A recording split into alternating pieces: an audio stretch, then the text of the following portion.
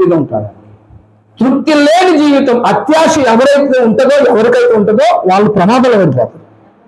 ఆ అత్యాశను సాతాను క్యాచ్ చేస్తుంది.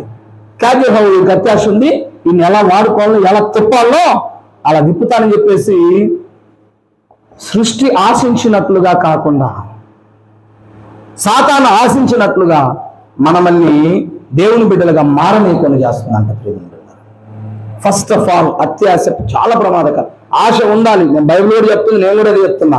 మనకు ఆశ ఉండాలి. నా బిడ్డలు బాగా చదువుకోవాలి, నాకు ఒక మంచి ఇల్లు ఉండాలి, ఒక మంచి సంబంధం నా బిడ్డలకు రావాలి, ఉన్న దాంట్లోనే తృప్తిగా జీవించాలి. చిన్న ఉద్యోగం కావచ్చు, వ్యాపారం కావచ్చు, వ్యవసాయం కావచ్చు, ఏదైనా కావచ్చు.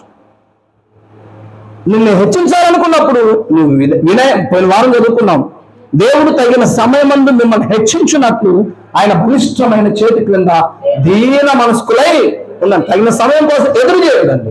అప్పుడు ఆయన నిన్ను ఎక్కడ హెచ్చించాలని అక్కడ కూర్చోబెడతాడు ప్రియమైన బిడ్డలారా. కానీ మనమే ఒకేసారి హెచ్చింపబడాలని చెప్పేసి అత్యాశకు పోయి ఈరోజు నిజంగా ప్రియమైన బిడ్డలారా, ఈ అత్యాశ వల్లనే కోడి పందాలు అల్లాడిపోతున్నారు. కొద్ది కుటుంబాలు